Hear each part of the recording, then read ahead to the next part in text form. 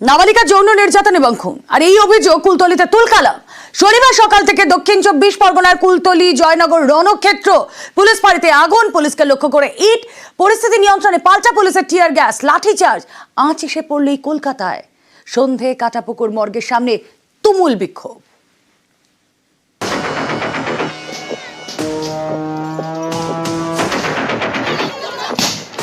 দিনভর বিক্ষোভ, রাতেও বিক্ষোভ।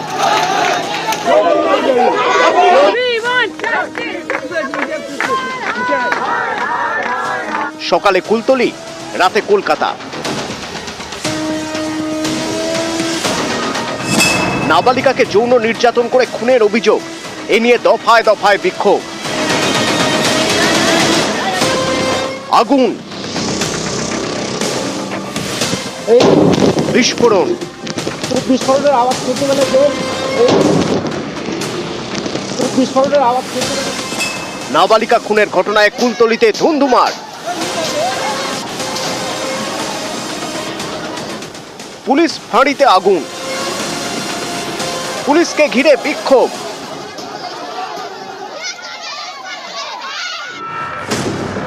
পুলিশকে লক্ষ্য করে ইট।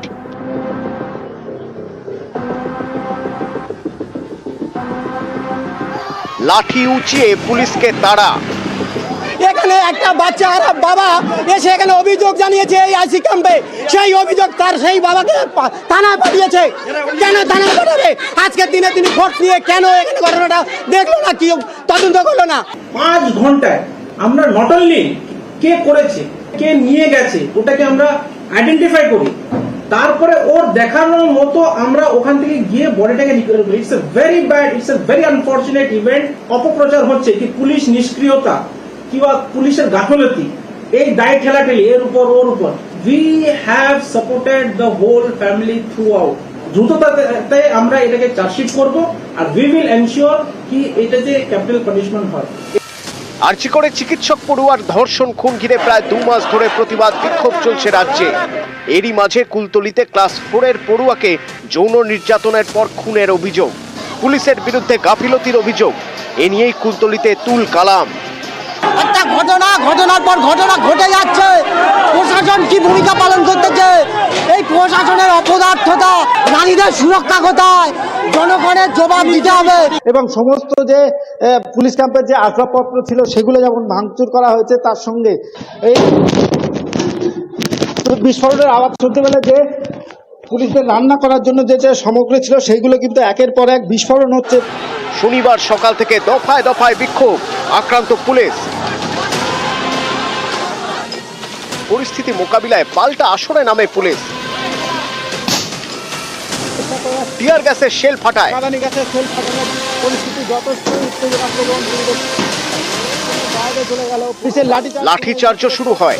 লাঠিচার্জ শুরু হলো এবং সেই লাঠিচার্জে এবং এলাকা ছাড়া করার কাজ শুরু করলো। সব মিলিয়ে এদিন সকালে কুলতলির হালদারপাড়া যেন রণক্ষেত্র।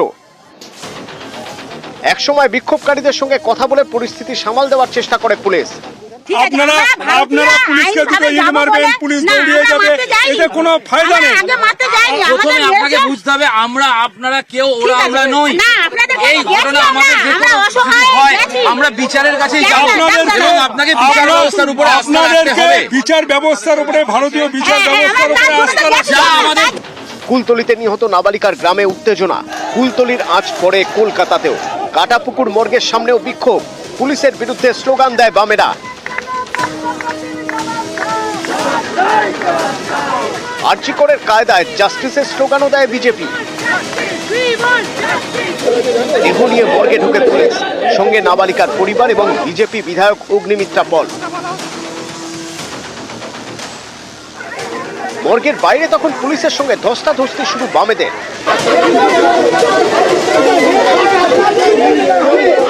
আমার গায়ে হাত দিয়েছে পুলিশ, আমাদের গায়ে হাত দিয়েছে, আমাদের ছাত্রীদের মেরেছে। যখন ঘটনা ঘটে সেই সময় একদম সকালে উনি চলে গেছিলেন, পরিবারের সঙ্গে ওনার কথা হয়েছিল, হয়তো পরিবার ওনাকে রিপ্রেজেন্ট করার জন্য সঙ্গে রেখেছে। কেন বাবার সঙ্গে আমাদের কথা হয়েছে, উকিল হিসাবে আমি এখানে এসেছিলাম যে ওদেরকে কেসে রিপ্রেজেন্ট করব। ভিকটিমের বাবার দাবি তারা এই রাজ্য সরকারের আন্ডারে যে পোস্টমর্টম এটা তারা চাইছেন না। তিনি চাইছেন সেন্ট্রাল গভর্নমেন্ট নিরপেক্ষ কোনো হসপিটালে এই পোস্টমর্টম করা হোক এবং বডিটা আপাতত প্রিজার্ভ করা হোক। ওদের এটা ছিল কি প্রিসার্ভ করে রাখতে, ওদের রিকোয়েস্টের উপরেই আজকে প্রিসার্ভ করা হচ্ছে, ঠিক আছে। বাকিটা আইন অনুযায়ী সব প্রসিজার ফলো করে সবকটা অ্যাকশন হবে। নিউজ 18 বাংলা।